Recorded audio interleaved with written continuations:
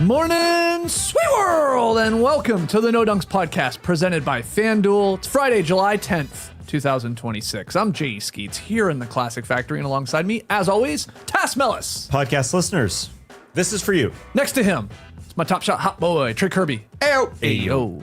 And over yonder, making the magic happen, super producer JD. Hello.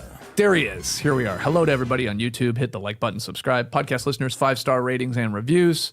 On today's drop, we've got Kawhi trade chaos to unpack. Oh boy, we'll get into that. We got the up-down report, and we're talking movie sequels when we get to Rapid Fire as we wrap up the week with Rapid Fire fun. But first, we're going to start with Vegas Summer League because the top two players in the 26 NBA draft squared off on day one of Vegas Summer League. Number one pick, Dybantsa, led all players, 27 points, 7 boards in 26 minutes to power the Wizards to the 92-88 win. Why did I tell you the score of a Summer League game? Good Nobody question. cares who wins or loses. Thank you. Number 2 pick, Peterson, finished with 24. But I do want your thoughts on this battle of the top 2 seeds. Hey, it went down to the wire. Who cares? Doesn't matter. No, of course it does not. But there was a battle between the two of them with a minute 22 seconds left when Dybantsa pulled Peterson's arm. And Peterson kind of got mad at it. That's true. But then Dybantsa, big enough to go to the bench and not play the rest of the game in a Summer League game, he just literally got pulled. He had a Didn't play cramp. Yeah. He had a cramp? Yeah, he was rubbing his leg, saying his leg hurt. Yeah. Oh, that was weird. I don't think it was by choice. No. Well, That's why he fouled Peterson, so he could go to the bench and rub his Oh, leg is for the it last that's why minute they and called it a 20 take seconds. foul? Yeah. He said he was cool with it. I will say, though, I'm totally fine with my pre-draft prediction saying that Peterson should have gone 1, even though he played poorly. Still sticking with that. Because, Dybantsa still scored. But I will say his strength, his speed looked really, really good going by Orlando Robinson. Yeah, he's going by a super slow guy plenty of times, getting to the rim, that beautiful dunk. But he's not as smooth as my Peterson. He was 2 of 13. 2 of 13 on. Look forward to seeing that on a Trey Kirby graphic later today. Not as smooth as my Peterson. Yeah. And I say that because he was 2 of 13 outside the paint. Dybantsa he's not as smooth going through his shots. While I thought Utah, they were giving Peterson the ball to start every possession, which was really weird. The Wizards playing great defense to get out on him, to pressure him. Watkins was really good, but he's not the point guard. He was playing without a point guard, essentially. He was the whole guy, the whole team, and he just did not overall play as well. He had 8 turnovers because he was playing the point guard, but then he started to get it going. So in this game, Dybantsa looked better, and it was just odd to see the way they played Peterson. Like he was kind of bringing forward what he did in the Utah Summer League and being the guy and the only guy, and he's not going to do that when it gets to actual play. But either way, a fun one that went down to the wire. I mean, both guys not shy. No. By any stretch of the imagination. Dybantsa, 7 of 18 shots that he hit, missed all 5 of his threes. Got to the line a ton, and we got this new just 1 free throw thing, too, to count for 2. He finished with 2 assists and 2 steals. Peterson, 6 of 18 for the game, missed 5 of 7 from deep. 8 turnovers, like you said. I also think he had 9 personal fouls. Summer League, baby. Yeah, baby. a lot of stats. Yeah, a lot of stats. What do you think, TK? What was your reaction watching this game or the highlights? They're both going to be very good, Yeah. I think. And look, when you're comparing their performances last night, the Jazz are so far ahead of the Wizards from like a rebuild standpoint that their Summer League team is worse. Meanwhile, you've got Trey Johnson and Will Riley playing really well for the Wizards. So AJ didn't have to do it all, but man, this guy looks like he is going to be a scorer instantly in the league. He looks so fluid. It looked like he was getting downhill anytime he wanted to. You say 2 for 13 away from the rim. That means he went 5 for 5 at the rim, and he was getting to the rim. He was drawing fouls. He's already got the grifting gene activated in his very first NBA experience. He took a lot of middies. He took a lot of free throws. I did think it was pretty interesting to see how often he was initiating the offense for the Wizards, because they did just give Trae Young $200 million, so he's going to be handling the ball a ton, and it looks like Dybantsa is definitely capable of it, but I really liked what I saw from him. He looks like a man. And I would say Darren Peterson looks like a man as well. He's got great size as a guard. From watching this one game, he looks more like a 2 to me than a 1. he was creating space. He was just bricking away. His 2 3-point makes were both kind of lucky. Like one was a grenade, I think at the end of the first half, and the last one was like a 37-footer that he just chucked up at the buzzer. Yeah. So he didn't play very great, but like I said, he's got hardly any team around him, especially compared to a Wizards team that's sending, a bunch of first rounders out there. So I thought fun to see both of these guys going at each other, and pretty funny that Dybantsa had to leave the game for a cramp when that was what was the problem with Darren Peterson all year at Kansas. These guys need to drink more water, man. At one point late in the second quarter, too, it was a fun moment in this game. Peterson got switched on to Dybantsa, and the crowd started to cheer, and that hype build in the building, the Thomas and Mack Center there, and they sort of went at it one-on-one. I think Dybantsa sort of drove and he spun back. He got a look. He created some separation, but he missed that shot. But I always love when that happens, when the swelling in the crowd as they get excited for these two guys. And this is the fourth time over the last 2.5 years that these two guys had matched up, or their teams had matched up and played against each other. In every outing, Peterson had the better game to Dybantsa until this one. I think we could say that he definitely had the better one last night. And he was motivated from the get-go, while it felt like Dybantsa, it just was a little, Peterson was a little slow, fixed his hair after Will Riley beat him on a fast break a minute into this game. He wasn't locked in. After coming from the Utah Summer League, if that has anything to do with it, he played multiple games, while Dybantsa hadn't played a game in 4 months, as he said post-game in his interview. I haven't played in a long time, man. Yeah, what say March 10th? I got bounced in the first round. That was funny. That was very funny.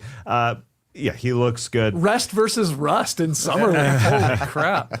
Yeah, the rust worked out. He looked awesome.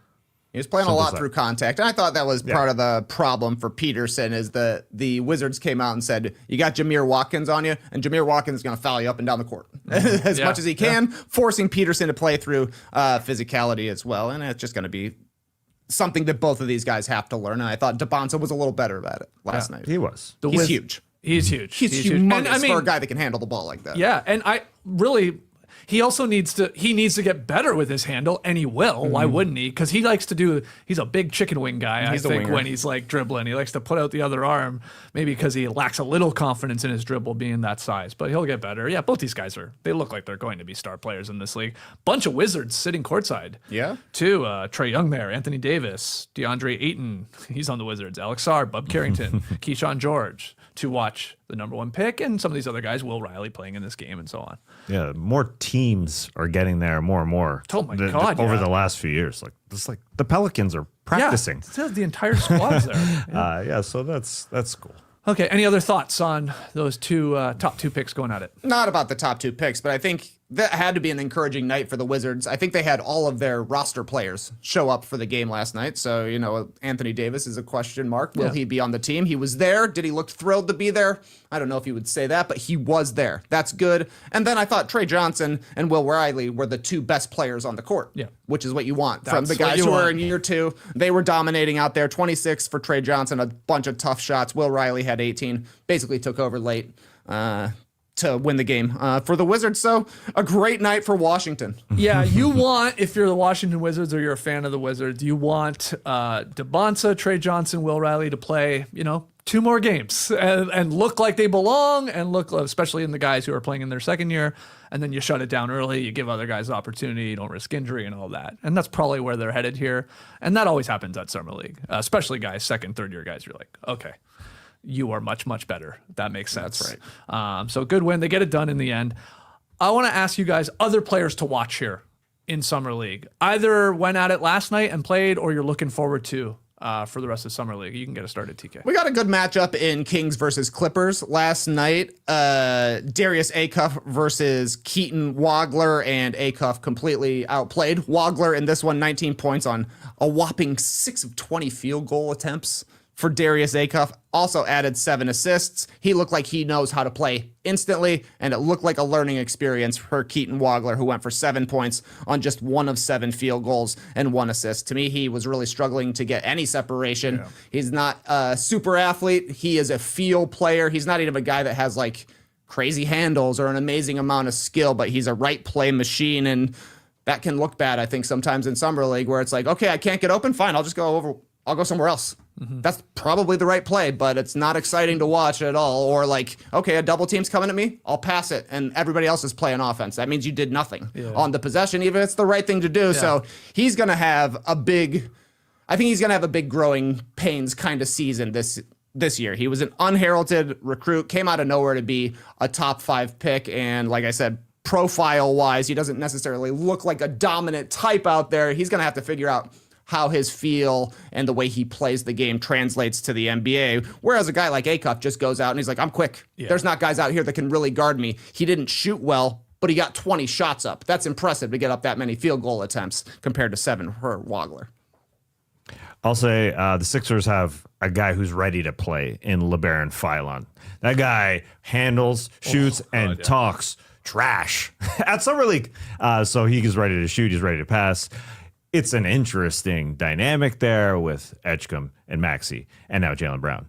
For this guy who can come off the bench and handle and be an offense for a lot of it. He can score and pass and do everything out there. So I liked watching him just as a first game again, talking trash. That was fun. He has that ball on a string. His handle is very, very tight. 18.7 assists in the Sixers victory. He started on fire, too. I think he had 11 very early, and he was hitting a bunch of threes, cooled off, finished 4 of 10 from distance. But, yeah, it looked like they have a player. Could be one of these guys that looks like a steal, at least very early here from the draft. What did he slip to, 22? Is that where he went? It was low. I don't know. Yeah. He's a funny 0-0 guy, though. Maybe it's the Summer League jerseys. The 0-0 looks weird to me. It looks weird on guards, period. Yeah, it just looks so strange. But he's got the headband. He had a headband for like half the game. And he took it off, yeah. He had a T-shirt. I was like, new Jordan Clarkson just dropped. Yeah, maybe. We got the Bulls playing the Grizzlies today in Vegas. I think this is a fun game to watch. Yep. Cam Boozer going up against Caleb Wilson. Talk about a guy in Caleb Wilson who hasn't played in a long time because he had the hand injury at the end of the regular season in college there. So I think it's going to be his first organized game in 5 months. They've had good matchups, him, Boozer, and Wilson, going back to North Carolina and Duke. So that'd be a good one that I'm excited for. A couple other guys. Another great game for Yaxel Lendenborg. I mean, he just fills up the box score. He's older, so he should be good out there, but 21 points, 10 boards, 6 assists in 28 minutes. He scored the final 9 points for the Warriors. He looks immediately like a rotation guy in the NBA, especially why wouldn't this guy be able to play on the Warriors as currently constructed? So and he's old. Good. Yeah, exactly. Yes. And he looks it. He's got a complete game. Yeah. Very good. And then my only other name there's tons of names to watch, but Lakers guard Cameron Carr looked really good in the California Classic, like this other sort of minor summer league showcase. A lot of athleticism, good shooting. He was a first-round pick, so we'll see how it translates here in Vegas. Any other names? Merez Johnson probably Good game outplayed last night, Lendeborg last night. 27-8, 3 and 2 blocks for Merez Johnson. He just looks like he's going to be an elite garbage man going forward. Knows how to play and knows what his role is going to be for a Mavs team that will ultimately be built around Cooper Flagg and what he brings to the team. And if you can fill around that, be a defensive player, finish inside, you could stick on the Mavericks for a long time, I think. And Tass, you had to be happy. Kobe Buffkin, 30 points on 8 of 16 shooting. He was the leading scorer, I think, Thursday. Not even 23 years old yet. And not even signed to a contract. Who wants him? Yeah, he's on the Pelicans Summer League roster, right? Yeah, but he does not have a guaranteed deal. They've got 14 guaranteed deals plus a two-way player. So he's available. He splashed 2 4-point opportunities in the first quarter. I mean, that guy can score. He had 21 in the first half, 30 overall. He can score. Somebody's got to pick this guy up. I don't know who it's going to be. I doubt it's going to be the Pelicans. But see him go against Johan Berenger on the other side. He tried to dunk on Berenger, which was awesome. Berenger blocked him. Berenger is going to play. I could definitely be swayed watching one Summer League game for sure, as I was last year in his first Summer League game as a kid when he was 18. He had 6 blocks right off the bat. But this year, now that they've traded Naz Reid away for the Minnesota Timberwolves, this guy's going to play. Simple as that. He's 19, but I think he is far better at making decisions on defense. He's better at just knowing where he's going to be. So it's about the defensive end, and he looks better. He's going to play. We know that. Another guy who's playing backup center, Colin Murray Boyles. I know he's going into second year, and he did incredibly well in that playoff run for the Toronto Raptors. But they're trying to make him more of a player. They're putting a lot on his shoulders to not only be a backup center, But to be a ball handler, as our man Michael Grange reported, that's what he's doing out there, to be a pick and roll ball handler as a backup center, and he's going to jump. They've already said you're jumping from 22 minutes per game last year to 30 this year, and I buy that because they need a backup center. He is that guy, and he'll finish games. And I made that joke a couple of weeks ago that maybe that Orlando Robinson, that old guy, could be useful. He's just way too slow, as we saw in that game with Dybantsa destroying him, just going by him. So they don't need a third string point guard. Or center, I should say. They've got Colin Murray-Boyles. We'll see him. I want to watch him as a guy who's developed a little bit. We also learned that the NBA told Jazz guard Keyonte George that he will not be able to coach during any of these Summer League games. According to the Deseret News, George is not the first active NBA player who has wanted to join the coaching ranks, like in a voluntary role, but the league wanted to keep the rules consistent across the board, so they shot this down. From what I could tell, the league office did tell the Jazz 5 or 6 days ago that he could join them as a coach for like one game, and then they reviewed the situation and, I guess relied on precedent, and they're like, no, you can't. To which a lot of people are like, what the hell? Come on. We had Richard Jefferson as a NBA official in a Summer League game once. Keyonte George can't be over there calling up a player or two, but any thoughts on this? Yeah, I mean, I guess the league is going back on their word a lot right now. So yeah, they are. It fits in with the recent news, but they should have just given Keyonte George a polo and sent him out there to coach, and then have the league say, no, you can't do that. Yeah, Exactly. don't ask. Don't ask. Yeah. You don't got to ask for permission. Ask for forgiveness if they say, hey, that guy can't coach. Just go out there Okay, and coach. fine. Yeah. They like to bend rules. And in this instance, this guy who's already a part of their coaching staff, if you read that Deseret News article, he's already been out there calling plays and practices. Yeah. So, number one, why isn't he playing? Is he hurt? Why isn't he part of those practices and running the teams? I guess because he's not part of the Summer League team. But he should have been a point guard out there with Darren Peterson because they didn't have a point guard out there. That looked pretty stupid. This whole thing is weird. But he's around. Yeah, but he's around, like you said. He's been around these younger players. He called some good He's plays preparing. apparently as a coach. Yes. Yeah, which is why give him an opportunity here. Imagine they gave him this chance and he's like, oh my God, I'm so good at this. I'm leaving the NBA. I'm going right into coaching. Like, what a story, man. We can make a movie out of that. But no, the NBA says, no, I can't do that. Oh, then we allow you to do it. Then everybody's going to want to do it. I mean, so good. Cool. That'd be awesome. Yeah. It's Summer League, guys. Nobody how cares. dare we have our current players teaching our younger players how to play basketball. Yeah. Bummer, I guess. I mean, not like I was going to be like, oh, man, Keyonte George is coaching.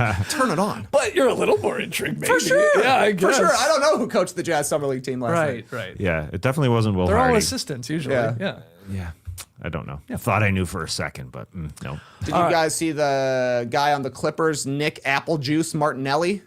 Jumps on his free throws. I saw this, and Doris Burke was very shocked. Yes, They ran back a slow-mo. Like, look at this guy. I mean, legit jumps. Get a load of apple juice. It's a tiny jumper at the free throw line. That was pretty crazy. Yeah, we had a wedgie. Yeah. We had a wedgie yesterday too. Finally, 3-point wedgie. Yeah, exactly. It's been very long.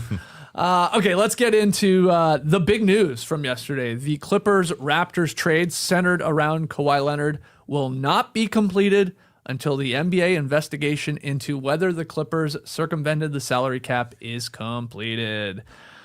Bunch of statements were released from both sides. The Raptors said in their statement Thursday that though they are eager to add Kawhi to their roster, they will, quote, wait until the league's investigation is complete before finalizing the deal. Where do you want to start with this? There sort of is oddly a lot to unpack with this. Where does your mind go instantly? Why is this announcement happening 9 days after the trade happened? It's either because the NBA's thinking, okay, we'll say this right here, right now, and it just shows we are trying to investigate the Clippers. Do you see? We're trying something here. Although I think it would just result in them not doing a thing. It's either that or it took them this long to figure it out because they're just doing the investigation now, and maybe the punishment is actually going to be something. But I definitely lean to the former, and they're just saying something just to say something. But I don't know why it's 9 days later. I mean, to go from Adam Silver a month ago saying, "Oh, we're almost at the end of this investigation," and seemingly it's going to end up happening at the beginning of June, to this now after 9 days, it doesn't make sense. I think it's just the NBA just deciding, "Oh, we'll put out this memo just to kind of show that we're doing some sort of investigation as to if the Clippers did anything at all." Okay, which is weird. I know it's weird. The whole thing is weird. Absolutely weird. Downright embarrassing for Silver in the league that it's even gotten to this point, of course. Totally. This is, 10, 11 months now. I mean, after Pablo broke the news. It's officially the second season that we're talking about this. Yeah. So depending on the outcome of the league's investigation, if this is a real thing at all, Kawhi's contract could potentially be voided or altered in some way. So had the Raptors finalized the acquisition of Kawhi before the situation was settled, they would have been taking on the risk of losing him, like, again, suspensions, whatever. So the league was basically saying to the Raptors here yesterday, hey, before you sign, did you read the fine print on all this? Because it's a bit of a buyer's beware here. We have decided. Now, the reporting says, and I believe this, when they were talking about this trade back in the late June, I assume they went to the league office prior to agreeing in principle to the trade, like, hey, are we cool to do this? Like, I know this investigation's going on, but if the Raptors, want to trade for Kawhi, and they were like, yeah. And then they've switched it up here at the last second, it sounds like. And so the Raptors, I think, wisely are saying, okay, well, we can't sign on the dotted line. If you're saying suddenly we, in taking on Kawhi, if he is to be suspended, then we're getting screwed again. Sure, right? But according to some reporting, Michael Granger's reporting, if that contract is voided, then the trade is entirely canceled.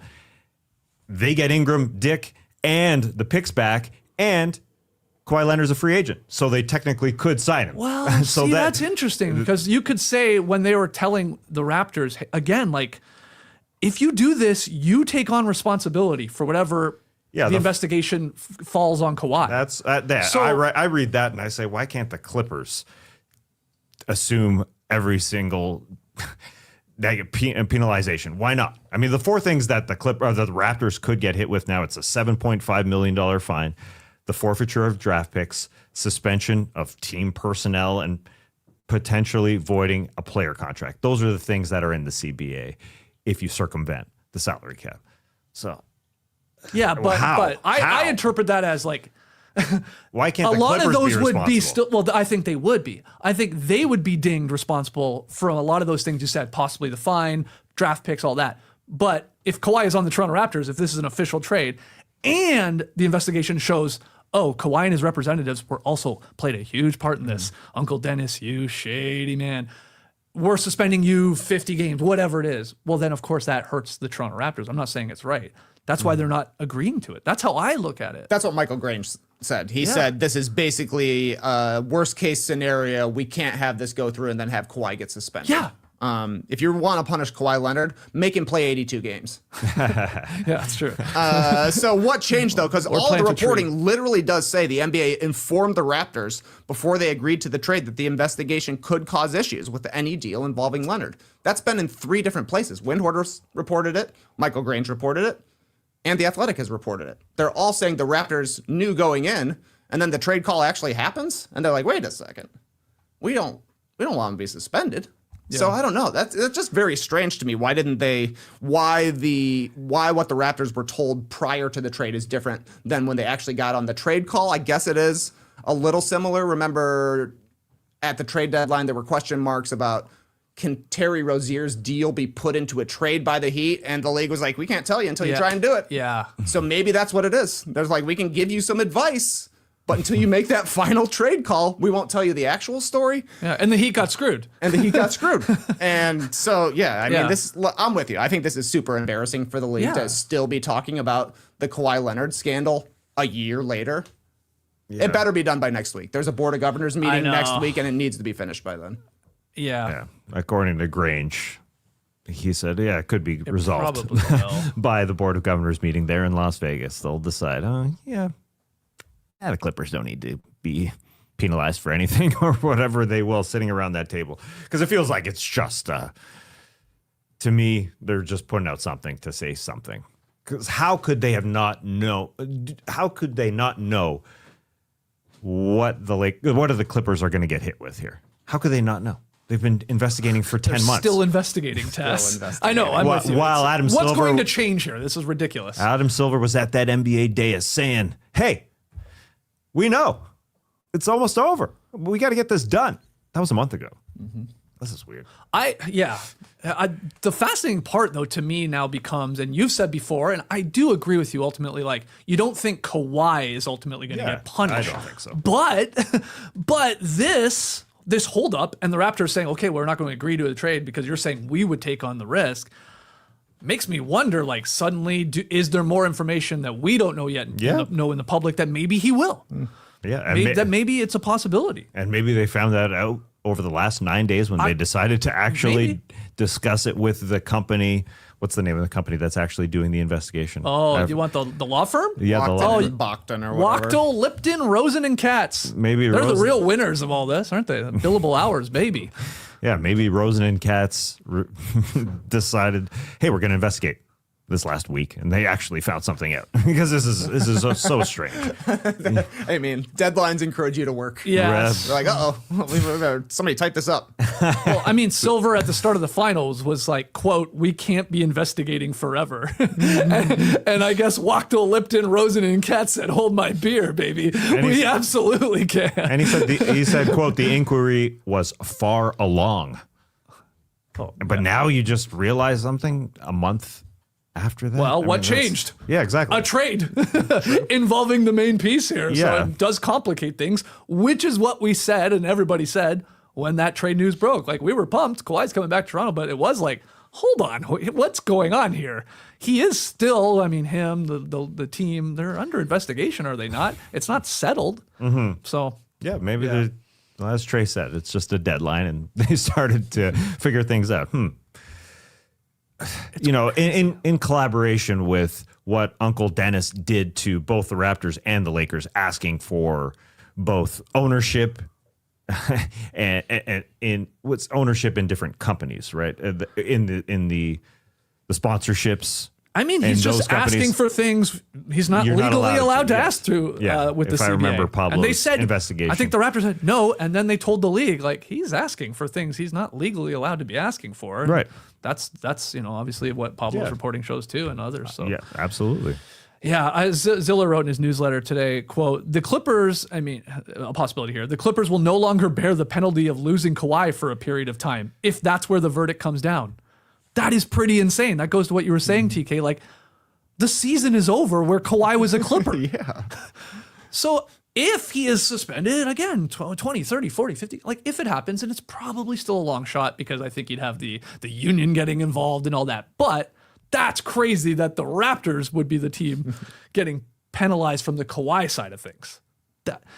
Now, could that influence Silver's decision on other penalties directly hitting the Clippers? Maybe, like, you know, the loss of draft picks and cap-related things and stuff. This is so fun. This is so fun to talk about the gossip because it could just be Kawhi Leonard's contract being voided and not necessarily suspended. It could. Yes.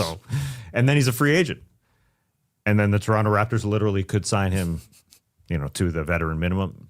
Highly unlikely. It's highly unlikely, but you know, slide him a little something under the table. There you go.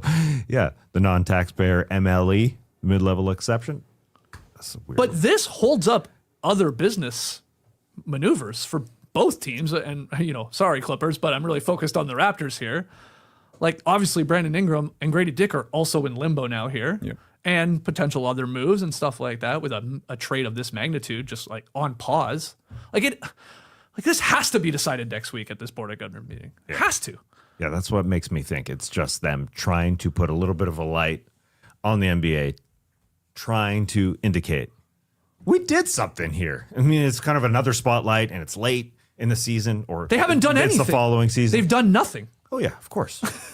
I know. So I know, but they're just making it headline. Statements from both the Clippers and Raptors is not doing something. Yeah, no. I mean, but it's just the league. I know, but they're just trying to indicate that we did something. There's headlines about them being part of an investigation. We know the white collar law firm's name. something happened. Otherwise, it's not even a story. It hasn't been a story. Otherwise, it would just be something that happens in August or whatever, whenever it's going to happen. This is actually something. There's no explanation for why it's taking so long. Windhorst said on the podcast today that it feels like the league is getting their ducks in a row because they're going up against Steve Ballmer, the richest owner in the league, one of the richest people on earth. Yep. That guy's going to have all of the resources to fight whatever comes back the Clippers' way. So they have to nail it. Like, the only thing that would be worse than the way they've handled it is if they announce what happened in the investigation and the Clippers countersue and then win that. Like, ooh, you blew it, NBA, after wasting a year. So they have to nail it at the very first time, and it could work out for the Raptors. Like, it wouldn't be surprising if both teams, in both of their statements, they both say they want the trade to go through. Yes. The Raptors are like, we're eager to get Kawhi Leonard. We expect a swift resolution. It should be done soon. We still want Kawhi. Maybe they just have to tinker with the draft compensation going back to the Clippers, and then it ends up the Raptors get Kawhi. They're still going to have to pay him whatever his extension is, but they get him for less first-round picks. Yeah. That'd be great for the Raptors. Yeah. Like, wouldn't you do that? Even if they said Kawhi Leonard is going to be suspended 30 games next season, but we're throwing in one less first-round pick. Would you do it? In a heartbeat. Easily. He's going to miss 30 games anyway, and this work out better. Yeah. Yes. It's league-mandated load managing for Kawhi Leonard. Maybe. Yeah. The Clippers are going to have to give up that first-round pick. Is what it feels like at this point. Maybe. Yeah. Yeah. Yeah. Does it go back to the Raptors is the question? Or is it just a completely voided pick? Clippers. Well, it should go back to the Raptors, I would think. But who knows? Who knows? Yep. Who knows? All right. Yeah. We'll hopefully have this. Or it's not even part of the resolution deal. next week. It's some other pick that they own. I mean, we don't know what this, right? That may not have anything to do. It doesn't necessarily have anything to do with the Raptors. And that's why the Raptors, I assume, stepped in and said, we want nothing to do with it. So it doesn't involve us. It's all about the Clippers and what they did with Kawhi. This has nothing to do with the trade. Yeah, but again, that's why it's not being called through the league, because the league is telling the Raptors, okay, yeah, but hey, before you agree to this, if the investigation finds Kawhi guilty in any of this and he's penalized, then that's on you because you'll have acquired him. So they're like, well, we better wait then. Again, I think a week ago, they weren't told that. They thought it was all Or good. they were under the assumption. Either the Raptors just assumed it was going to be fine and Kawhi wouldn't be penalized, and again, maybe that'll be the case, or they were given misinformation, or at least the NBA changed their mind and the lawyers changed their mind, and everyone's like, you know what, you better tell them. You better say this to them at least. And then they said, okay, we'll wait. Yeah. What a mess. It's insane that it's taken this long. I mean, I remember us debating whether it would be decided before the All-Star break, which was in LA. I remember us having these conversations. We thought, well, probably not. No way. They'd love to have that in the Intuit Dome still. And sort of put that on the back burner. Okay, it'll get done after that. Maybe March or something. No, and here we are still in the summer. Has there ever been a more interesting Board of Governors meeting in the history of the NBA for fans? I don't think so. Yeah, maybe like lockouts and stuff. Yeah. Stern versus the PA, sure. But this is great. This is fun. This is not fun. This is one that happens in one of those hotels. Where do they usually happen? Some particular hotel. Are they at the Wynn? I can't remember where they stay. I've walked by it before, but this time there's going to be some press. Like, I've walked by it, there's been no one there. Now there's going to be some stuff. Okay. Yeah, exciting stuff. Well, we're not there. All right, let's take a break, and then we'll get into some sillier topics in the Up-Down Report. Spain, Belgium today. Or no, I got that one wrong. No. I've got Spain to win now, but I kind of want Spain. I kind of want Belgium to win after they beat. What? What am I saying? What are you saying right now? Spain and Belgium do play today. Yeah. They play at 3 o'clock. Yeah, I got it conflated because I thought Spain won yesterday. That was France. Yes. Yeah, I get my Spains and France mixed up. I've got Spain to win, but I kind of want Belgium after they beat the USA. see, You know what I see. mean? And then we get Norway, England, Erling Haaland's all up in my algorithm these days. Oh, yeah. Looks like a green onion. The videos are good. Have you seen that? No, I've not seen him be a green If onion. you take a green onion, it's because of his hair. There's a lot I of see people it, making yeah. it look like him. Yeah. There's a video of him eating, and then he sees himself in the mirror, which is right beside him, and he jumps. I mean, he's a likable guy. Oh, yeah. Even if you hate him, even if you think it's weird that he walks around with those very expensive briefcases and bags and stuff. Birkin bags. Yeah, I think he's a likable guy. I like my algorithm. That's all I got to say. And now, FanDuel is giving you a reason to root for every single goal. Introducing Every Goal Pays. Bet on a match and get bonus bets for every goal scored in that match. That's right. More goals means more bonus bets, and all you have to do is turn on your token. Let there be goals on FanDuel. JD, your guy looked pretty good yesterday. I don't know if you watched your French team play. Mbappe. There it is. Mbappe. There it is. I did not watch a single second of that same. game. As you- Unfortunately, Why? I had my Alta pickleball practice, guys, and that comes first. Okay. You know, Hey, it's that's my fine. physical health. What was that, a 3 p.m. Eastern time? Yes. Yeah, that's not good enough 4. time. Maybe Maybe 4 4, yesterday, yeah. Oh. So they're all over the place. Got shut down on a PK though. He did, yeah. That was surprising. That was a bad PK for him. Yeah. A good save, but he didn't have a lot of juice on that one. Not a lot of juice. I hate the stutter stuff. So do I. I can't stupid. stand it. They like banned a different stutter, and now you have to stutter one step I hate before it. you do it, and every guy does it. I know. You have to do it one step. You can't like get to the ball, stutter, Yeah. and then kick. You have Yeah. to stutter, Early. step kick. Yeah. Okay. It's so dumb. Yeah, broadcasters hate it. Every time it happens, broadcasters are like, this isn't part of the game, sort of thing. Yeah, it looks stupid. Just go kick it. Yeah.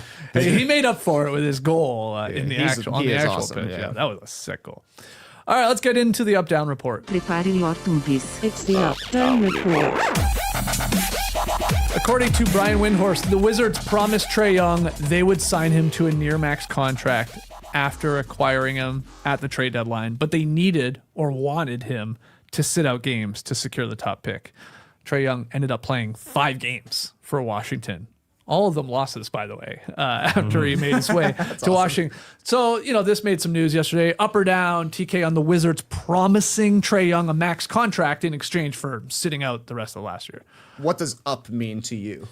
That you're okay with this, and down you'd be like, this is pretty shady. Okay, then I think it's shady. Okay. I do think it's shady. We hear a lot about these wink deals. When a trade is made, it feels like the extension is already lined up.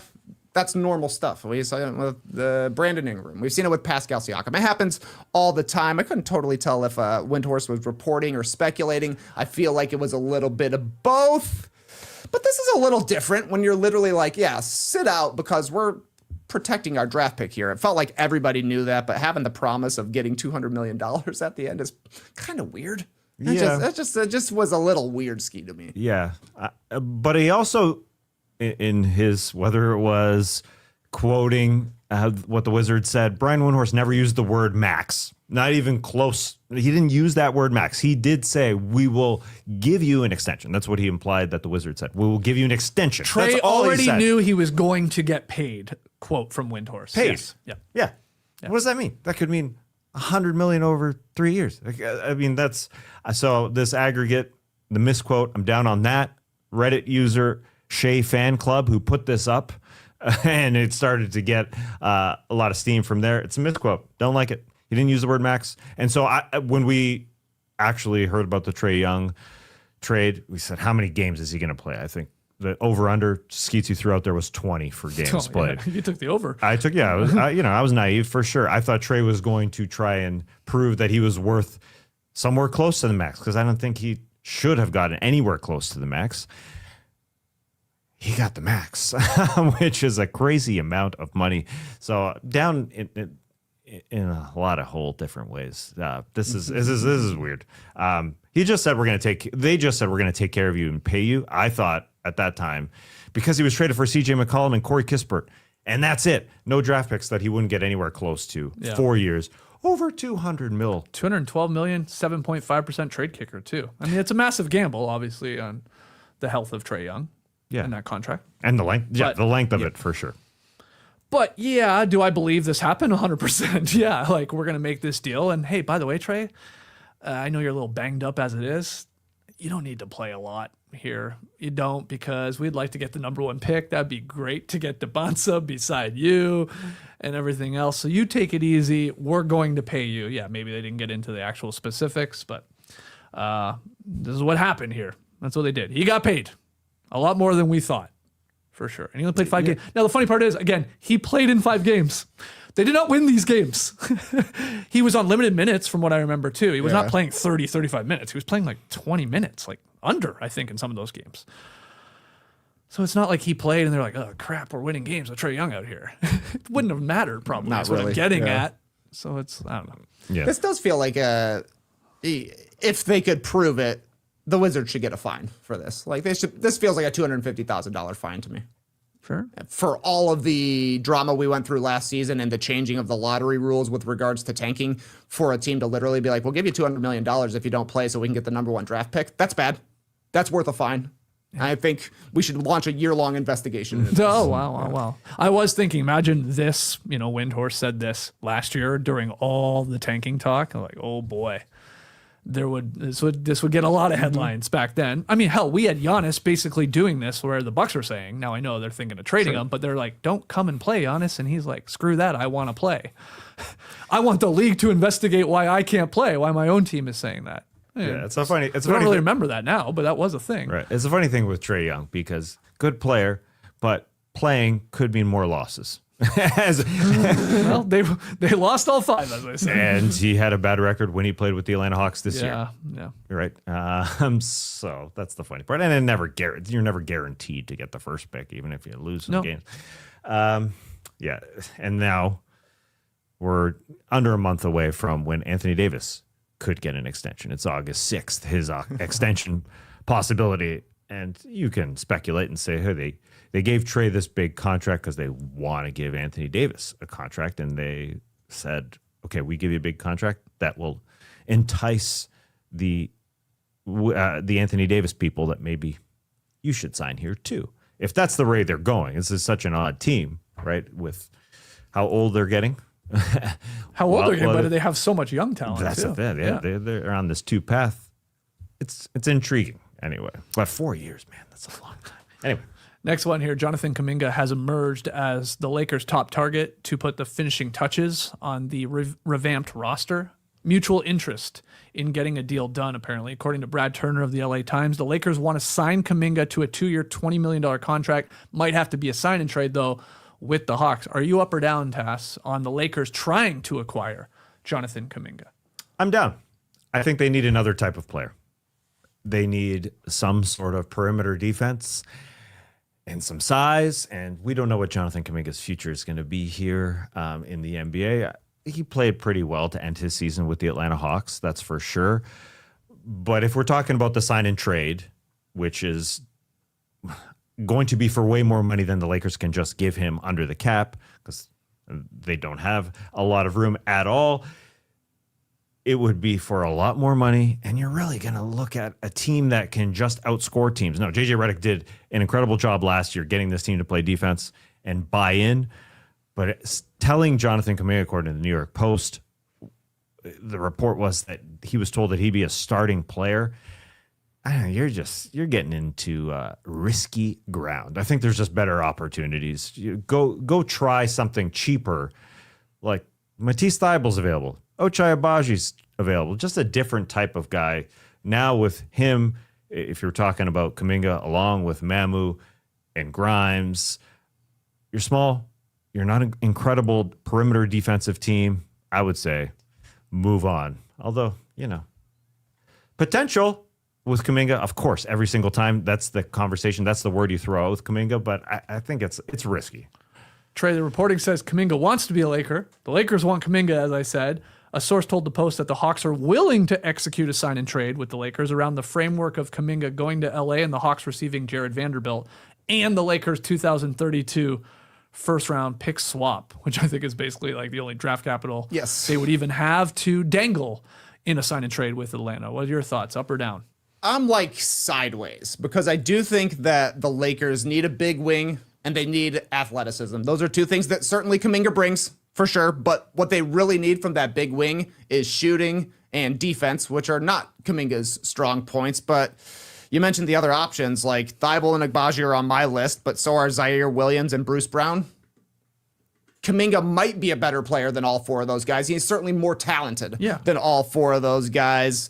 I think the cost is kind of low. Like, The Lakers are in for a penny, so they should be in for a pound. They spent so much on Walker Kessler, on Austin Reeves, on signing all of their guys, throwing in a 2032 swap. That's kind of nothing compared to what they've already done. So it's like, playing poker. You're paying up for your flush draw through 4 cards. You got to pay to see the 5th. Mm-hmm. So maybe they should do it. There's just not a perfect fit out there for the Lakers right now, because surely if Kuminga makes his way there, JJ Redick will be like, he just needs to be our Sean Marion. Yeah. And guess what? Sean Marion is the perfect fit for this Lakers team. I'm talking prime Sean Marion. Yeah, sure. He guards up. He guards down. He rebounds. He runs the court. He makes threes. Would have been the perfect guy, but he played like 10 years ago. Yeah. Yeah. So he's more like a warrior, actually. Fair enough. And in theory, Jonathan Kuminga could dream about being Sean Marion. Will it happen? Ever?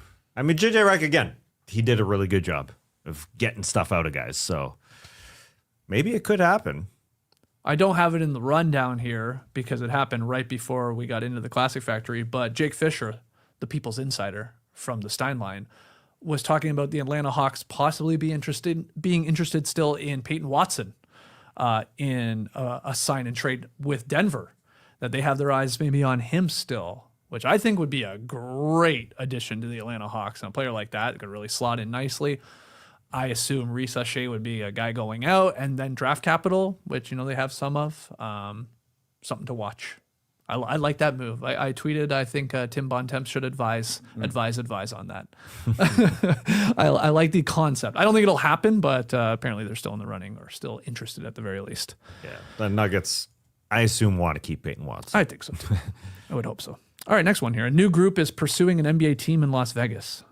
The Las Vegas Jacks, led by Hall of Famer Jerry Colangelo and former NBA coach Vinny Del Negro. There's a name I hadn't seen in a while. Vinny Del Negro, baby. So they claim $8 billion in total capital and promise to build the most impressive state-of-the-art basketball arena in the world. And here for everybody on YouTube is sort of the logo or the look attached to this concept, to the Las Vegas Jacks and this possibility of an NBA expansion. So up or down on the name and, the look, obviously going with the playing card, Las Vegas Jacks, Trey. I hate the look. I can't imagine this is real. Nah, it doesn't feel this like feels it. like somebody slopped this one up on AI to me, but the name is real. This is the name that the Colangelo Vinny Del Negro group is going with. That was a shock to me. I didn't know Vinny Del Negro had it like that. Guy made like $17 million in his career, but he's the number 2 guy on the list here. That's crazy to me. Maybe he's done awesome after playing. I don't know. If you're looking at cards, Jacks is the highest available that's out there. Yep, that's right. Aces, gone. Kings, gone. Queens, they're not going to do it. Jacks is all that's left. I think Queens are not going to do it. not gonna And do also was just assigned to a women's professional baseball team. Well, see, now you can't double up. Now you can. No. Sure, yeah. So Jacks, I guess it is technically the best available card left. Task. But it ain't going to happen. No, you don't got to think about the broadcasters. Jack's off to a great start. You don't want to do that. No? Nah. It's pretty fun. There's better names They out got to there. get Smooth Peterson if the Jacks are going to be off. Okay, better names. Even a Sharks is better if you want the poker tie-in. Yeah. Inferno, because it's hot in Vegas. Fire, because it's hot. When we did our fun expansion Vault. draft, we went with Las Vegas Venom. I think we just went with. Las Vegas Vault is better. I've decided. Vault? Yeah, it's a great arena name. I mean, it's We're good. playing for in the arena. vault. I like Yeah, good that. arena name Yeah, that for part's sure. good. For the team. Yeah, the Vault is kind of odd. Yeah. You want a team with no S? I don't know. The Vaults? That's too weird. Either way, it's happening. The team is happening there. Another arena. They need another arena. Although they're starting, according to the press report, in the T-Mobile arena, which is already existing. And looks like a nice arena. Totally fine Totally arena. doable. Yeah. Totally fine arena, but the owner of the Aces has their own bid, and they're like, we're gonna make the arena better. Yeah. Okay. Going forward. Whereas the Jacks plan is play in T-Mobile for a year, raise up to $13 billion, and build our own stadium in Las Vegas. So the fact that the other group already has a stadium means me think that they're probably ahead. but I don't know. I do think that this announcement was timed with Summer League launching, though. Yeah. It's like, hey, everybody's in Las Vegas. Let's talk about Vegas. Yeah. I know Vinny Del Negro is the second name listed, but I don't think he has as much money as David Levy. You're probably right. Yeah, he's just thrown in there second. Also, Scott Colangelo thrown in there. Also, Jay Williams, the former player, Yeah. also thrown in there. They're throwing in a lot of names here. Oh, yeah. I got them all. I think I listed them all. CEO Jonathan Thomas, I saw, was also part of the group. Jonathan Thomas from Home Improvement. Home That's him. Improvement? Yep. He's actually the one that's going to be in charge of building the stadium. Sweet. Him and Al. Yeah, he's got Al Borland coming down to Is that what it help was? him out. Al Borland? Yeah. Oh, Okay. yeah. I I said Al, and I'm like, hold on, that's Married with Children. We had two Als, two famous Als. Yeah. Als were on top of the world back then. Yeah. I didn't recognize the name Jonathan Thomas because he's a 3-name guy to me. I know. Jonathan Taylor Thomas. No one's ever called him just Jonathan Thomas, but I just did. Apparently, well, he does in the press release. All right, next one here. After officially signing with the Miami Heat on Monday, questions arose about what number Tim Hardaway Jr. would wear. We talked about it. He's rocked number 10 several times at previous stops, Atlanta, Dallas, Denver. But that number was up in the rafters in Miami thanks to his dad, Hall of Famer Tim Hardaway Sr. Well, he did get Pop's blessings, after all, to wear number 10. And here's the photo. It's official. I think even Pat Riley joked about it. He did. Of handing over the number 10 Hardaway there, Hardaway Jr.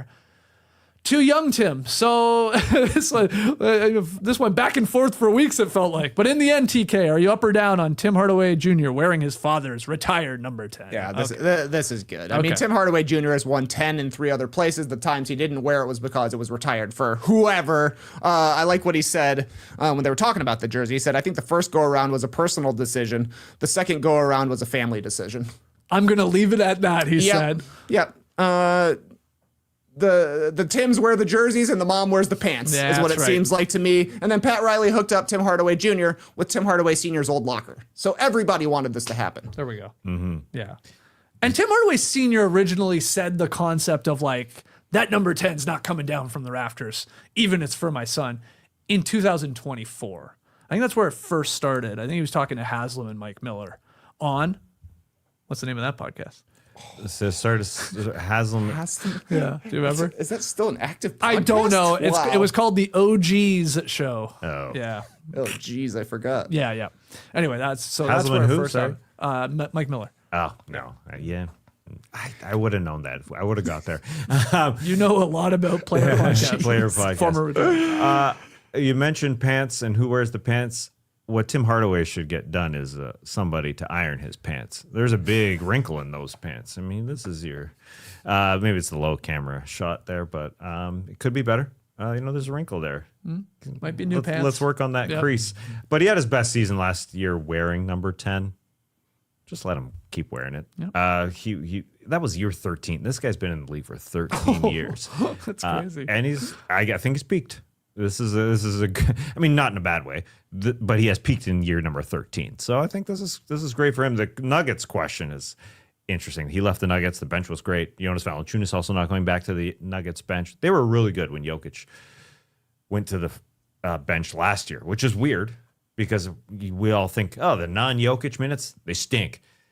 They're only outscored by 2.9 points per 100 possessions with Jokic off the court last season. I don't know, outscored, that means they're bad, but it doesn't matter. With Jokic, in previous seasons, they're getting destroyed. Yeah. Tim Hardaway was awesome improved. It was great. It was improved. Yeah, he was. That's going to be an injury. You mentioned Peyton Watson, maybe bouncing around the league, who helped out that team. This is an odd season, or odd off season, I should say, for the Nuggets. But hey, great for Tim.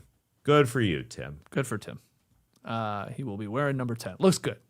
I like how it looks on the jersey. All right. We'll call it there with the up-down report. We're actually going to have a bonus up-down question on Substack soon after this show. Yeah, so it's going to be involved in these Pop-Tarts because somebody brought it up the other day. We started talking about Pop-Tarts. We had somebody email in and say, hey, my fiance says that the strawberry Pop-Tarts are better without the frosting. Big discussion Sounds here. crazy. And then Skeets mentioned he had never had a Pop-Tart. Never. Well, you're going to have one now. It's the official snack of U.S. soccer. You're going to be way fitter. Oh, no wonder they after lost. having. But we got you. We got your regular strawberry with frosting. Okay, great. Of course. So I will do a little taste test for the first time ever on Substack. Link is in the show notes. Go join us over there. Bonus up, down.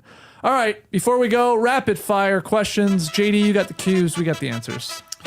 Yes, I have the questions. I have the volume. I have the music. Blah, blah, blah. Guys, John Elmore. This guy is the oldest player at Summer League this year, which depressingly means he's 30 years old. Guys, he's been bouncing around, playing basketball all over the world for the last 7 years. Eat your heart out, Lee Ellis. And before that, he played at Marshall from 2015 to 2019 and left campus a legend. Guys, what's something you could get into at the absolute last second and somehow convince everyone you still belong? Skeets. A tour guide. Tour guide. Yeah. Doesn't matter really for what. I think I could fake it. Just read the signs. Sort of. Yeah. Just walk around with confidence, talk with confidence. Here's a building. Yeah, I like people. I can talk out my ass for a little bit. Yeah. So I think I could just pull it off. You said step in last second. If a tour guide suddenly came down with the flu, and they're like, we need somebody. It's like people yelling, is anybody a doctor here? Is anybody a tour guide here? I'd put my hand up. I think I would. They're like, yeah, sure. What are we doing? Give me a map. Yeah. Oh, I'm a good map reader, actually. See? Directional wise. Valuable I'm very skill. good at it. It's a good skill of mine. yeah. So tour guide. What would be the tour guide that you want to take part in? I mean, I see a city tour, like, On a bus? No, I think I'd be better walking. I'm a good walker. Keep up. Yeah, Keep no up. one would be able to keep up. No, I'd be Yeah. gone. Yeah, that sucks. People would be on like the second, attraction. I'd already be done. Wow, that's a fast tour. Yeah, exactly. Is there do you know of Stratford, Ontario, I guess you could probably give a tour of Sure. but is there somewhere that you can actually have facts and Oh, I mean, do like a- Stratford, I guess I would have the best chance Yeah. of. Well, but you put me in Vegas. There's enough things that I could tell you about. Sure. Enough personal story, that a little flavor to the tour. You'd be Momofuku's in there? Yeah, exactly. So that's Penn and Teller. Are they a magic show or a comedy show? They don't See, know. this is where our friend Nobody Tass knows. Mellis really got kicked out of a Penn and Teller show because he was heckling them. You're not supposed to do that at a magic show. No, I feel confident in a lot of spots. I think you Yeah, could. I'm not. Yeah, just to pull it off for one day. Sure. Because also people, you gotta remember, they got no fucking idea. Yeah. The reason they're on the tour is they have no clue. So I can just make things up. And they're like, wow, that's amazing. What happens if the mic sucks? Because that happens with tour guides. Sometimes they get a mic Yeah, and, that's true. and you just don't want to listen to them. Because it's I almost think I would do it micless. good for you. I can Yeah. project and, I can command, I Good think, move. 10 to 12 people, whatever the group 10 to is. 12. Yeah. So, yeah. Gather around. Good one. Yeah. Okay, Can I swear on this tour? Do any of these little fuckers come out of the wall and jizz all over the place? Yeah, after 10 p.m. we'll do that. Tassie, what's something you can still get into at the last possible second and convince people you still belong? Here's a weird answer. I could be a Spanish-speaking sports interviewer. Wow. Wow. Yeah, puedo hablar español. Mi favorita idioma es español. Because this was inspired by one of our fans said, hey, you look like the Mexican JJ Redick. And so I could easily fit in to, those, there's Instagram videos of guys who go around speaking to Spanish people, English, not their first language. So they've got an accent. They read a sports team. He goes, what does the sports team say essentially? And they would say, Milwaukee Bucks. And then the split screen comes up of several books and everybody laughs. He said books, not bucks. So that's the extent of it. I've never seen these. Oh, Yeah. they're hilarious. He loved your algorithm, don't you? Oh, they're funny. They are funny. Every single sports team, he won't put it up unless somebody says something that's easy to throw up in a split screen that looks Yeah. dumb. I'm trying to think of another one. I guess I don't love it enough. I haven't seen it in a long time. Do you, in your algorithm, do you have the guy who is constantly rolling burritos and also at the same time teaching you different like idioms in Spanish? I've He's seen like, him. don't say no, say this, Yeah. this. I love that. Yeah. And he's got nice rolls. Yeah, too. oh, yeah. I know Slides exactly it on what you're down. talking Yeah, about. I got that one served up to me quite a bit. So it has nothing to do. What he's saying has nothing to do with He's the like, burrito. don't say I'm doing okay. Say Yeah. Oh, estás tranquilo. Yeah. I'm chilling. Like slang. Yeah. Yeah. yeah. I He's get. teaching those slang. Yeah. Exactly. Yeah. No, it's only Greek in my idioma algorithms. But I guess they have that for every language, essentially. Like what you should say. Greek one guy's folding up a penis on down. That's how they get you. For everyone. It's a Japanese guy. Hey, you want to learn some American doing slang? sushi. You guys throwing a hot dog in a bun, sliding it on down? Don't say cool, say wicked. I'm starting that. You should. That's You smart. absolutely should. Trey, what's something you can get into in the last possible second? If AJ Hawk's ever sick, I could fill in no problem on Pat McAfee. Here, watch.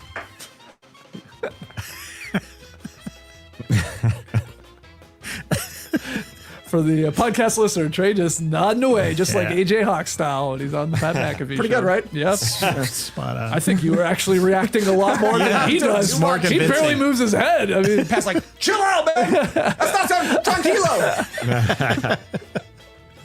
All right, next one. We learned this week Washington Wizards rookie and the pride of Kitchener. He can't say Kitchener's finest, I guess, because they already have one of those.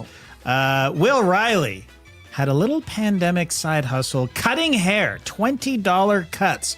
$5 if you just want to line up. Wow. Guys, what's a tiny cottage industry you could start today if you absolutely had two skeets? a fairly new development, a little side hustle I could do. I think I'd be good at pest control. Yeah, I've been dealing with some outdoor ants, not indoor. Keep him out. Yeah, but a little too much around the porch. I really get invested in tracking them. I like to see what they're doing. Oh, where are they going? Yeah, Follow 'em exactly. home? Exactly. Yeah, yeah. Basically, I mean, yeah. Where's your hill at? I want to know where home is so we can take it out. Yep, stomp on it. So, I think I've learned a lot over the last couple weeks, and I've taken down Metropolitans. There we go. So, yeah, have me over and I'll help you out. Wow. Yeah. You're pretty good at single-handedly taking out bugs as well. Yeah, yeah, right. If you got a fly, just have me Yeah. over and I'll get A it. single I'm like fly. a cat, but I've now gotten into ants. Yeah. Yeah. Outdoor ants. I saw an infomercial last night for something called the Bug Assault Gun. It's like BUG-A-SALT because it's a gun that you pump full of salt and shoot it Oh, at bugs. wow. Holy crap. It's like interested. the power of the salt rifle kills the bugs. Wow. That was crazy to me, but I was like, I would order that.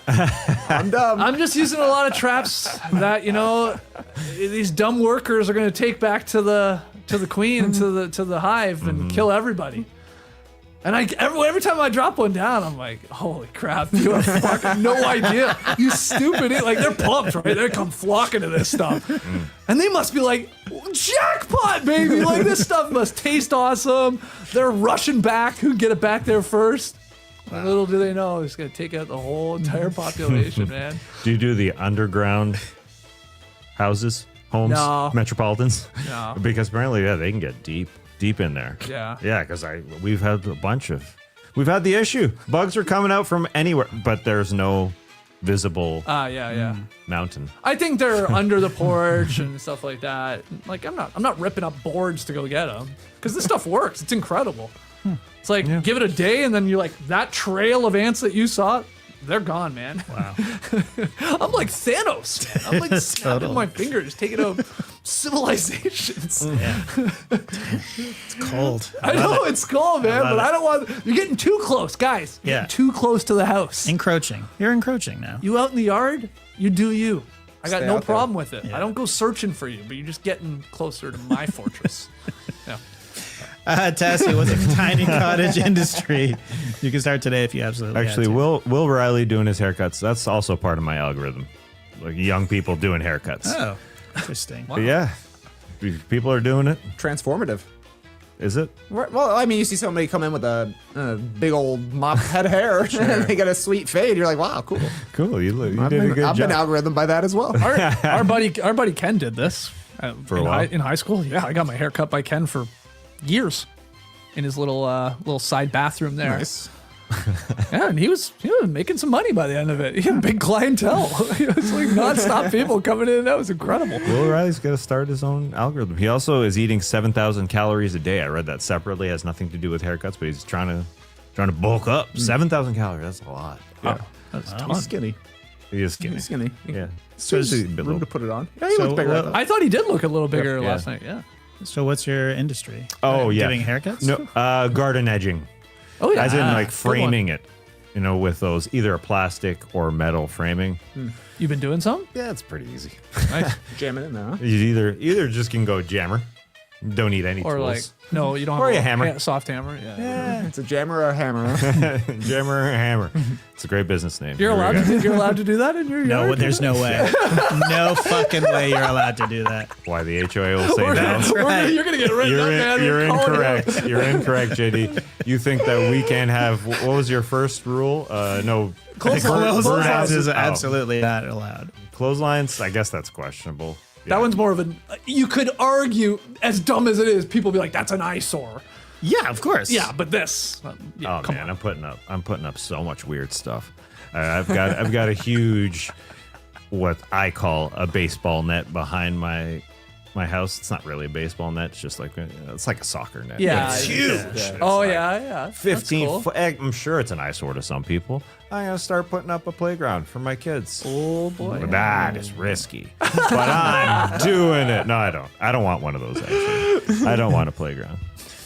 I want you to do it just to Yeah. see. Yeah, I want to see what you what can get happens. away with. Yeah. Oh, there's been some problems. There has been some problems in my neighborhood. Yeah. Literally HOA calling back, saying, hey. You literally, calling back, I mean, like, you literally have to undo what you did. Undo a deck or something like See, that. man, that's crazy. Yeah. I mean, that's crazy. Yeah. Like you redid your deck at one point. Like, did. did you have to? You got okayed and everything? Yeah. Wow. Hold on. Did I go through the HOA? No, I don't think I did. I wouldn't do that. I take it back. I couldn't see you doing that either, but yeah. But Because the rule for the person who had to undo their deck yeah. was that it was Too big, or? there's a term for it. Essentially, it's a water stopper. Like it essentially doesn't allow for water to penetrate to go through so it. I was saying drainage issues. Yeah, type but thing. that's bullcrap. that's insane. There's gaps, and so I think that's why I said, hey, that's fine. You can put up some 2x4s or whatever it is. Mine was wood. Theirs was more of the plastic. Yeah. Those upgraded plastics or upcycled plastic type of stuff. That's still baloney. There's still baloney. There's still gaps, but anyway, They had to take it down. they did. Wow. Full deck. Oh, that'd be That's bad. insane. So bad. Yes. Yeah. It probably You got looked. to pay. I You assume got it to looked pay to pretty get it nice. taken up Yeah. or taken down as well. Yeah. Did you see it? No, I didn't. Oh. Yeah, no, actually I did. I flew a drone. Got it. No. He was really good. Definitely not allowed to do that. Told the HOA. Check his deck. His desk is measuring the gaps between the board. Oh, that's not big enough. Water ain't gonna drain through Yeah, that. the water penetration. Trey, what's a tiny cottage industry you could start today if you absolutely had to? Our pool doesn't have a concession stand, but I think I could run like a solid quesadilla shop out of like one of the back rooms there. Teaching slang while you do it. Yeah, that's a good idea, actually. I think quesadillas is the way to go. Like you'll see him at like a street festival or whatever, Yeah. right? A guy with a Blackstone just whipping out quesadillas nonstop. Yeah. They look good to me. Yeah. Yeah. I think I can do that. You're keeping it simple. Yeah. I'm Keeping it surprised simple. your Just pool cheese. doesn't have one. Same. Yeah. Same. The pool board's talking about maybe putting one in next year, so I got a lot of recipe testing to do. Wow. What, different cheeses? Different cheeses, different proteins. Oh, obviously whoa. different tortillas. I mean, you're talking about all the Yeah. different components. Oh, I thought it was just a cheeser. But if you're throwing in protein, I mean, premium offerings. Yeah, that's nice pool. It's a perfect place to shoot your American slang. Yeah. Right. Quesadillas. Say I'm Don't chilling. call it a cannonball, call it a sea ball. Yeah, exactly. Cue balls? You could call them cue balls. Sure, why not? Quesadilla sounds. Call it a cue Oh, balls. yeah. That's what I'm saying. It sounds like Whoa. good slang. Wow. Could be implying cocaine, no? Oh, Sure. that type of cue balls. Yeah. I was thinking of the letter Q, but good point. Billiards, too. Yeah. All right, last one, guys. Tyrese Halliburton jumped on X this week and asked, what's y'all favorite movie sequel of all time? His picks? Dawn of the Planet of the Apes and Sister Act 2. Then he immediately followed it up with Horrible picks. I'm Right? sorry. Go ahead. Then he immediately followed it up with Forgot the Dark Knight is a sequel, shaking my head. Has to be on the list. Sorry, Tyrese. You said Sister Act 2. That bell cannot be unrung. So, guys, what's your favorite movie sequel of all time, Skeets? I think there are three obvious answers here, much better than I think the list that Tyrese Halliburton was doing there. The Godfather Part 2. Sure. Terminator 2. Yes. And my personal favorite and my answer, Back to the Future Part 2. Wow. I love Back to the Future Part 2.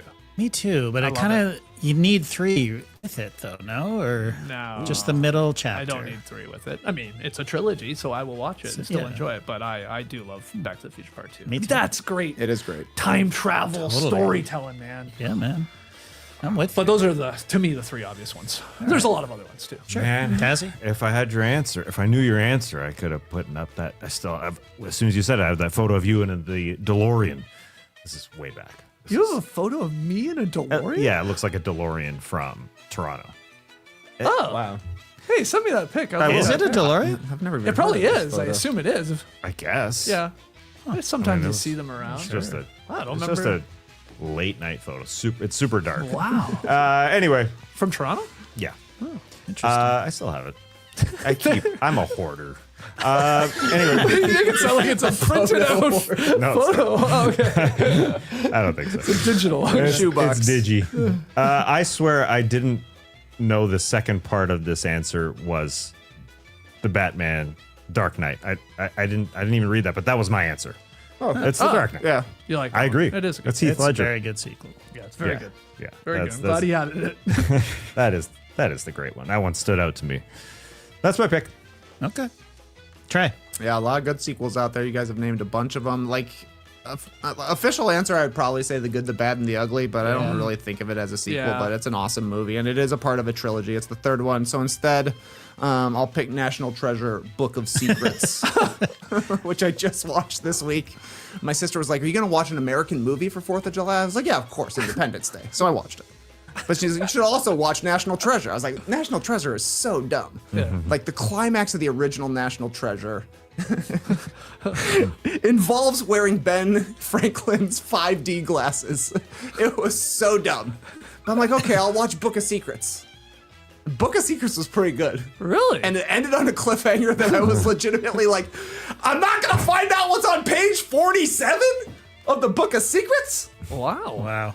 So I don't know what they're up to, but I enjoyed it. I couldn't believe I enjoyed Book of Secrets, National Treasure. That's a So there's Bruckheimer jam. There's yeah. another one coming then? If it don't ended think on a so. sequel? What? They did a, I think It's they did a a TV series. series. Yeah, right? I think so. I don't know if they addressed page 47, but Nick's Don't not think- back. No. And if Benjamin Gates isn't finding the artifacts, I'm not in. Because I wasn't actually really in Right. to Book of Secrets, but I had to do it for my sister, and I was pleasantly surprised. All right. National Treasure. That is Nick Cage. Yeah. Yeah, Okay, okay, yep, yep. okay. in both. He's in both? Yeah. He's in both. Yeah. Okay. Yep. JD, do you have an answer to this? You're the movie guy too. Wrath of Khan is probably my favorite sequel, other than Empire Strikes Back. Empire Strikes Back, yeah. But Wrath of Khan is so far beyond Star Trek: The Motion Picture. Like, it's just a completely reinvents the whole thing. You know what I mean? So Well, in doing a little research, I did see Superman 2 was on some people's list. that's crazy. Yeah. I know. I was a little shocked. I bring that up because coming next week, next Friday, we are going to be pitching our movie franchises for what we might do this summer as part of our film franchise rewatch and review. We've done Fast and Furious franchise. We've done Jurassic Park. We're doing a new one. We're each going to come to the table with a different franchise and pitch it to each other and to you because you're going to be able to vote on it. So Superman is involved in said podcast. JD's pitching that one. So They all got sequels. Gathering my notes. yeah, they all got sequels. They all got way too many sequels. Too many. So that's next Friday. That'll be a lot of fun, a little different, obviously, outside of the NBA content. Otherwise, though, we're back on Monday. I guess gearing up for hopefully the official Kawhi Leonard trade. It's Tuesday, right? The Board of Governors meeting. Yes. Yeah. Yep. So I'm sure we'll talk a little bit more about Summer League, everything else happening in the NBA. You're off though for vacation a little time with the fam, yeah? I'll miss a couple shows next week. Okay. All right. But we will be here Monday. Wednesday is the plan. Friday is the movie franchise pitching podcast. So we'll have content for you. Hit the like button, subscribe, 5-star ratings and reviews. Until then, Clipper Bros. You heard it here first. Have a great time. Turn up. Love you guys. Awesome. Thanks for joining us. And remember, Jerry Bruckheimer produced National Treasure Book of Secrets. And I'm just plugging my series that I'll be pitching. Yeah. It's a Bruckheimer. Yeah. It's a Bruckheimer. Love me some Bruckheimers, apparently. Brace the day, people.